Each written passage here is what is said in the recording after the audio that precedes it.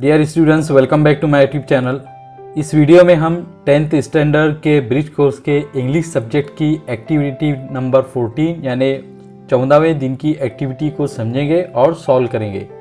आज की जो एक्टिविटी है इसका टाइटल है, यानी इसमें हम सीखने वाले हैं कि learn new words, expression and enrich his और हर वोकेबुलरी थ्रू रीडिंग, के एक नए वर्ड को, एक नए एक्सप्रेशन को सीखना और कैसे एक स्टूडेंट अपनी वोकेबुलरी को, अपना वर्ड पावर को इनरिच कर सकता है, कैसे उसको बढ़ा सकता है, कैसे उसको बढ़ावा दे सकता है। यानी हमको कोई वर्ड, नया वर्ड कैसे सीखने को मिल सकता है, कैसे किसी पैराग्राफ में आए हुए वर्ड को हम कैसे अलग अलग एक्टिविटीज़ के ज़रिए सीख सकते हैं। तो यही सब चीज़ें आज की इस एक्टिविटी में हमको बताई जाएंगी, सिखाई जाएंगी। आज के लेसन की जो पहली एक्टिविटी है वो है लर्निंग एक्टिविटी, और इस एक्टिविटी में हमसे कहा जा रहा है कि teacher asks to read the passage carefully and tell to find some new words, कि टीचर बच्चों से कहेगा कि वो पैसेज को केयरफुल होकर पढ़े और फिर उनसे कहेगा कि वो नए वर्ड्स को तलाश करने की कोशिश करें, नए वर्ड्स ढूंढे। सेकेंड है कि teacher supports all student to complete all activities, कि टीचर सभी स्टूडेंट की सपोर्ट करेंगे, सभी स्टूडेंट को मदद करेंगे ताकि वो जितनी भी एक्टिविटीज़ है तो उसको कंप्लीट कर सके। Students follow all instruction and try to complete activity task, के स्टूडेंट जितने भी इंस्ट्रक्शन उनको दिए जाएंगे तो वो उसको फॉलो करेंगे और जो भी एक्टिविटी है तो उसको कंप्लीट करने की, एक्टिविटी के जो टास्क दिए जाएंगे तो उसको कंप्लीट करने की कोशिश करेंगे। तो इस एक्टिविटी में हमको जो पहला पैराग्राफ दिया गया है वो ये है कि at least one earthquake happens somewhere in the world every day, कि हर दिन कहीं ना कहीं दुनिया में एक अर्थक्वेक, एक जलजला ज़रूर आता है, एक भूकंप आता है। On some days there are many more, और किसी किसी दिन तो और भी ज़्यादा होते हैं, यानी एक से ज़्यादा होते हैं। A few causes great damage and loss of life, बहुत से ऐसे होते हैं जिसके वजह से नुकसान होता है और जाने जाती है। Some are felt only as slide shudders of the ground, और कुछ कुछ इतने हल्के होते हैं कि उनको ज़मीन की थरथराहट के तौर पर बस हम महसूस कर सकते हैं। Many more are so small that they can not be felt at all, और कुछ तो इतने छोटे होते हैं कि उनको महसूस भी नहीं किया जा सकता। We know about them only because they are shown on a seismograph, हम उनके बारे में सिर्फ इस वजह से जान पाते हैं क्योंकि उसे सीज्मोग्राफ पर दिखाया जाता है। सीज्मोग्राफ क्या है तो उसके बारे में आगे बताया जा रहा है कि a delicate instrument which records movements of the ground, कि एक नाजुक सा आला होता है जो कि ज़मीन की मूवमेंट को, ज़मीन की हरकत को रिकॉर्ड करता है। यानी सीज्मोग्राफ एक ऐसा छोटा सा आला, एक नाजुक सा आला होता है जो कि ज़मीन की हरकत को, मूवमेंट को रिकॉर्ड करता है। सीज्मोग्राफ कैसा होता है तो उसके बारे में थोड़ी डिस्क्रिप्शन आ रही है, उसके बारे में और थोड़ी डिटेल तफसील आ रही है, जिसमें बताया जा रहा है कि it has a small needle which scratches a white line on a strip of black pepper, कि उसमें एक छोटी सी नीडल, एक छोटी सी सुई होती है जो कि एक सफ़ेद लकीर खींच लेती है, स्क्रैच कर देती है एक काले पेपर के पट्टी पर, which is going around on a drum, जो कि एक ड्रम पर आसपास गोल गोल घूमते रहता है, राउंड उसके जाते रहता है। When everything is quite still, the line is straight, जब हर चीज़ बिल्कुल खामोश और शांत होती है तो जो लाइन होती है वो सीधी होती है। But when the ground shakes, लेकिन जब ज़मीन हिलने लगती है, जब ग्राउंड हिलने लगता है, शेक्स होता है, the line becomes wiggly, तो जो लाइन है तो वो विगली हो जाती है। विगली माने उसमें लहरें आ जाती है, वो आगे पीछे होने लगती है। A severe earthquake, even though it is a long way away, makes large wiggles on the line, और एक ज़्यादा बड़ा ख़तरनाक किस्म का अर्थक्वेक, भूकंप या जलजला, अगरचे वो बहुत ज़्यादा दूर होता है, वो बड़ी बड़ी विगल्स यानी बड़ी बड़ी लहरें लाइन की बना देता है। Many earthquakes happens under the sea and they often cause great waves, बहुत सारे अर्थक्वेक समंदर के नीचे होते हैं और उसके वजह से बड़ी बड़ी लहरें आती है, या बड़ी बड़ी लहरों का वो रीज़न बनते हैं। कॉल्ड सुनामी, जिनको के सुनामीज़ कहा जाता है, यानी बड़ी बड़ी लहरों को हम सुनामी कहते हैं। Tsunamis are taller than a house, tsunami घरों से बड़ी होती है, यानी इतनी बड़ी बड़ी लहरें होती है कि अगर कोई घर उसके सामने हो तो वो भी उसके छोटे दिखेगा।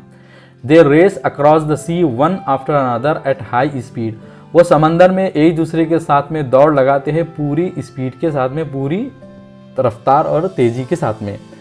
Ships in their path may be raked, समंदर के जहाज जो कि उनके रास्ते में होते हैं वो बिल्कुल तोड़फोड़ दिए जाते हैं। When the waves reach land, और जब वो लहरें ज़मीन पर पहुंचती हैं, there may be flooding and enormous damage, तो सैलाब आते हैं और बहुत ज़्यादा नुकसान भी होता है या बहुत बड़ा नुकसान भी होता है। इस पैराग्राफ को पढ़ने के बाद हमसे कहा जा रहा है कि teacher takes some activities to understand the new words, कि टीचर कुछ एक्टिविटीज़ करेगा ताकि बच्चे नए वर्ड्स को समझ सकें। कैसे एक्टिविटीज़ कर सकता है? जैसे सिनोनिमस वर्ड ढूंढने के लिए कहेगा, अपोजिट वर्ड ढूंढने के लिए कहेगा, या डिक्शनरी ढूंढने के लिए कहेगा। डिक्शनरी में आइए देखेंगे वर्ड्स के कैसे मीनिंग हो सकते हैं। तो इस तरह की कुछ एक्टिविटीज़ करें ताकि बच्चे जो नए वर्ड्स है तो उसको फ़न के साथ में, मज़े के साथ में सीख सके। अब आगे हमको कुछ एक्टिविटीज़ भी दी जाएंगी कैसे टीचर एक्टिविटीज़ करा सकता है। तो एक्टिविटी नंबर 1 है कि match the opposite words in column A with their meaning in column B, के नीचे आए हुए कॉलम ए में जो वर्ड्स है तो उनकी मीनिंग कॉलम बी में दी गई, तो उससे हमको मैच करना है। यहाँ पे जो अपोजिट वर्ड है तो वो गलत दिया गया है, अपोजिट वर्ड नहीं बल्कि यहाँ पे सिनोनिमस वर्ड होना चाहिए था। तो कॉलम ए में कुछ वर्ड है और कॉलम बी में उनके मीनिंग दी गई है, और यहाँ पे मैंने डायरेक्ट ही उसकी मीनिंग लिख दी है। तो ह्यूज के मीनिंग होते हैं इनॉर्मस, वाइब्रेशंस की मीनिंग होती है शडर्स, और लिटिल के मानी होते हैं स्मॉल, और लॉस के मीनिंग होते हैं डैमेज। दूसरी एक्टिविटी है जिसमें हमसे कहा जा रहा है कि आंसर द क्वेश्चंस, नीचे आए हुए क्वेश्चंस के जवाब दो, आंसर दो। और फर्स्ट क्वेश्चन है कि which are the various nouns in the passage, कि इस पैसेज में आए हुए अलग अलग नाउन्स कौन कौन से हैं। तो वैसे तो इस पैसेज में बहुत सारे अलग अलग नाउन्स हैं, लेकिन जो कुछ इम्पॉर्टेंट थे तो मैंने यहाँ पे लिखे हुए, बाकी के जो है तो आप उसको खुद से भी ढूंढ के लिख सकते हैं, इसमें आप भी अपने तरफ से ऐड कर सकते हैं। सो जो फर्स्ट नाउन है वो है अर्थक्वेक, सेकंड है वर्ल्ड, थर्ड है लाइफ, फोर्थ है ग्राउंड, फिफ्थ है सीस्मोग्राफ, और सिक्स्थ है instrument. Next question is did you find adjectives here, which are they, कि आपको यहाँ पर कुछ एडजेक्टिव्स मिले, अगर मिले तो कौन से हैं। तो एडजेक्टिव्स भी बहुत सारे आए हैं इस पैसेज में, और यहाँ पे भी मैंने 9th एडजेक्टिव्स लिखे। एडजेक्टिव्स वो वर्ड होते हैं जो कि किसी नाउन के बारे में हमको और ज़्यादा डिटेल बताते हैं, उसके बारे में हमको उसकी कोई खूबी, गुण, अच्छाई, बुराई बताते हैं, या उसके बारे में हमको और ज़्यादा डिटेल बताते हैं।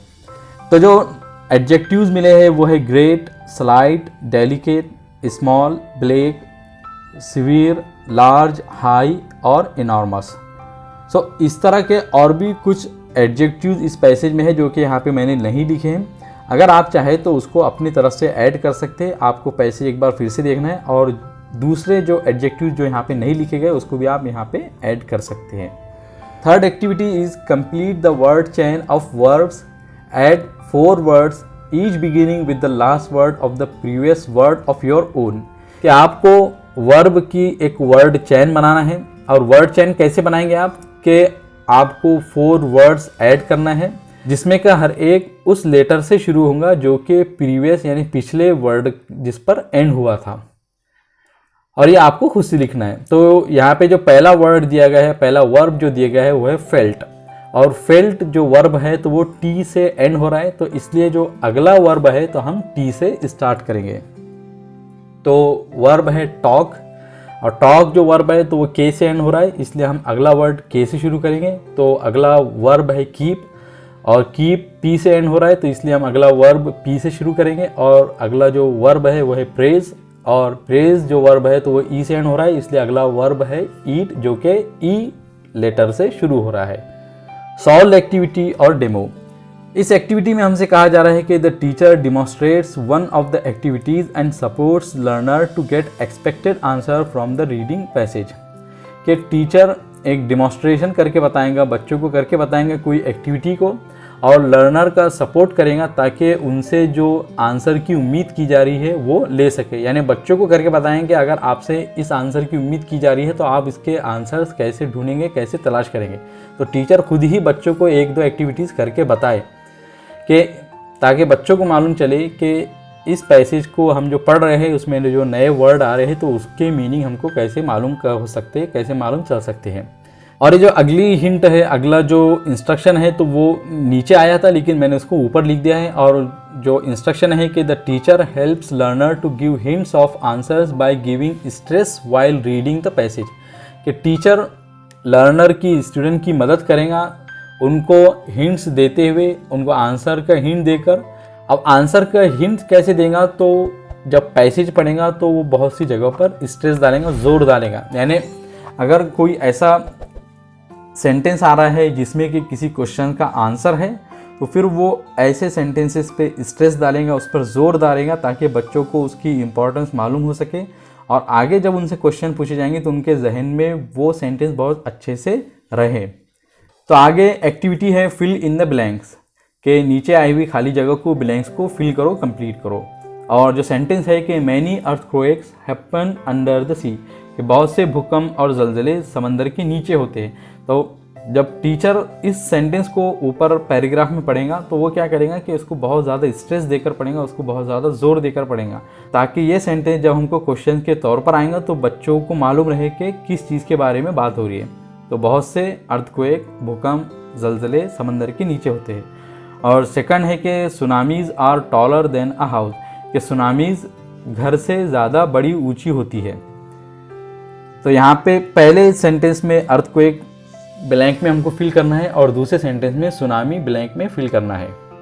नेक्स्ट एक्टिविटी है प्रैक्टिस। इसमें हमसे कहा जा रहा है कि teacher takes one word from the passage and tells student to add related words for it, कि टीचर स्टूडेंट से कहेगा कि वो पैसेज से एक वर्ड ले और फिर स्टूडेंट से कहेगा कि वो उससे रिलेटेड वर्ड्स को उसके साथ में जोड़कर लगाए।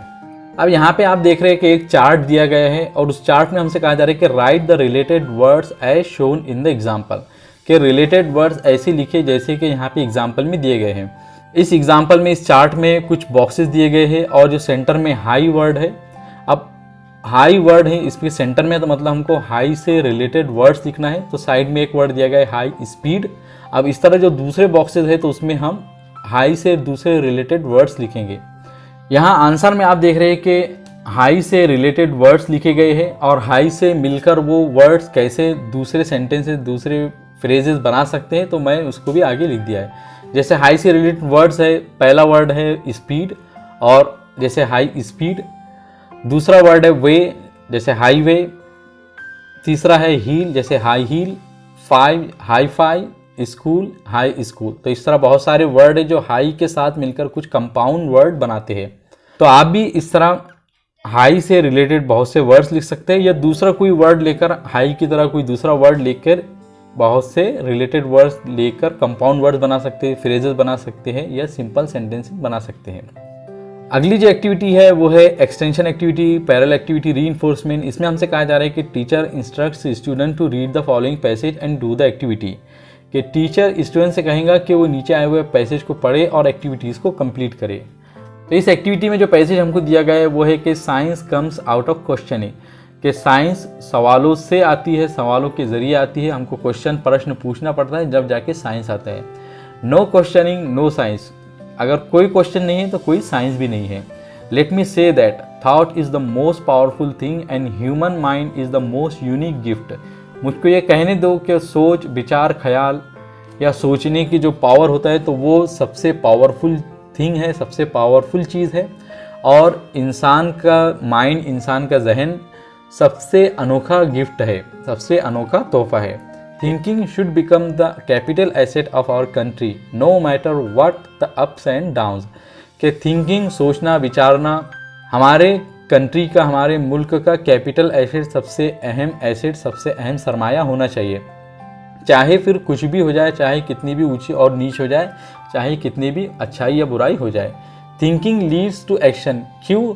क्योंकि सोचना एक्शन की तरफ ले जाता है, एक्शन की दिशा बताता है। And action results in problem solving, और एक्शन प्रॉब्लम सॉल्विंग की तरफ ले जाता है। उसके नतीजा यानी एक्शन का नतीजा प्रॉब्लम सॉल्विंग होता है। विच फाइनली ब्रिंग्स प्रॉस्पेरिटी, जिसके वजह से आखिरी में खुशहाली आती है।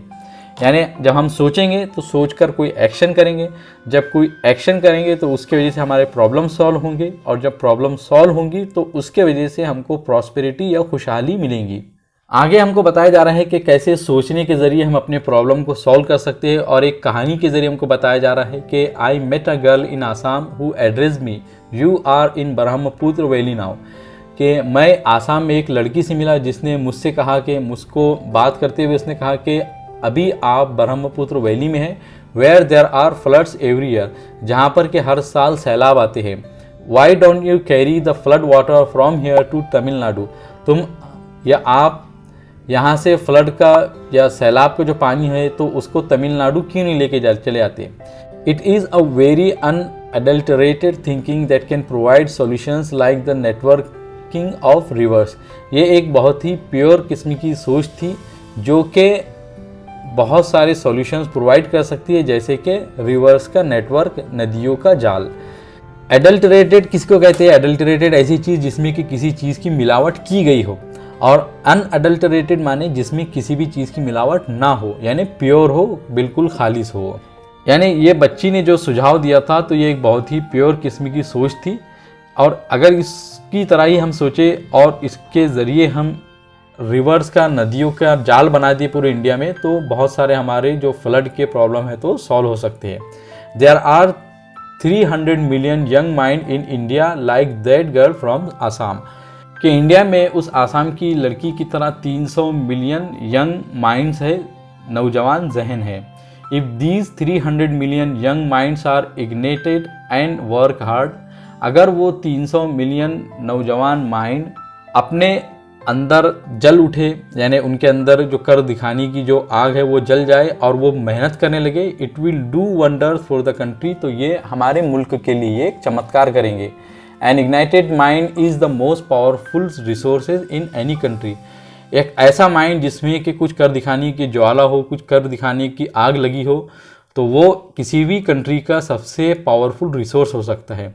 It can work wonders in shaping the future of the country, तो ये किसी भी मुल्क के फ्यूचर को शेप देने के लिए, बनाने में वंडर्स कर सकता है, चमत्कार कर सकता है। Question everything so that the mind remains active, हर चीज़ को लेकर सवाल करो ताकि आपका जहन, आपका माइंड एक्टिव रहे। अभी जो हमने पैराग्राफ पढ़ा तो उसके लिए, उसके ताल्लुक से, उससे रिलेटेड कुछ एक क्वेश्चन है हमारे सामने, और क्वेश्चन है कि match the pairs of synonymous in column A with their meanings in column B, के कॉलम ए में कुछ वर्ड्स दिए गए हैं और कॉलम बी में उनके मीनिंग दी गई है, तो हमको उसको मैच करके बताना है कि कौन से वर्ड की कौन सी मीनिंग है। तो यहाँ पे डायरी के मैंने आंसर लिख दिए हैं। तो पहला जो वर्ड है वो है यूनिक, और उसका मीनिंग होते हैं स्पेशल वन। अनएडल्टरेटेड, इसकी मीनिंग होती है प्योर। कैपिटल की मीनिंग होती है मेन, और रिसोर्स के माने होते हैं ओरिजिन। तो आज की जो एक्टिविटी है उसमें हमने सीखा कि हम कहीं भी किसी भी तरह का कोई पैसेज पढ़े, कोई पैराग्राफ पढ़े, उसमें जो नए वर्ड्स आ रहे हैं तो उसको हमें कैसे सीखना है, कैसे टीचर का ये काम होगा कि वो नई नई अलग अलग तरह की एक्टिविटीज़ देकर बच्चों की वोकैबुलरी बढ़ाने की कोशिश करे, कैसे टीचर बच्चों को अलग अलग एक्टिविटीज़ दे ताकि बच्चे उसके ज़रिए नए नए वर्ड सीख सकें। तो आज की इस एक्टिविटी में हमने यही सीखा था। तो मुझे उम्मीद है कि इस लेसन की मदद से आप लोगों ने आज की जितनी भी एक्टिविटीज़ है तो उसको कम्प्लीटली समझा होगा, और उसके जितने भी क्वेश्चन होंगे तो उसके आंसर आप लोगों ने लिखे होंगे। अगर आप लोगों का फिर भी कोई डाउट या क्वेश्चन हो तो कमेंट सेक्शन में ज़रूर पूछिए। वीडियो पसंद आया हो तो उसे ज़रूर लाइक कीजिए, अपने फ्रेंड्स और क्लासमेट्स के साथ में शेयर कीजिए, और इसी तरह की इन्फॉर्मेटिव और एजुकेशनल वीडियोज़ के लिए मेरे चैनल को ज़रूर सब्सक्राइब कीजिए। I will see you in my next video.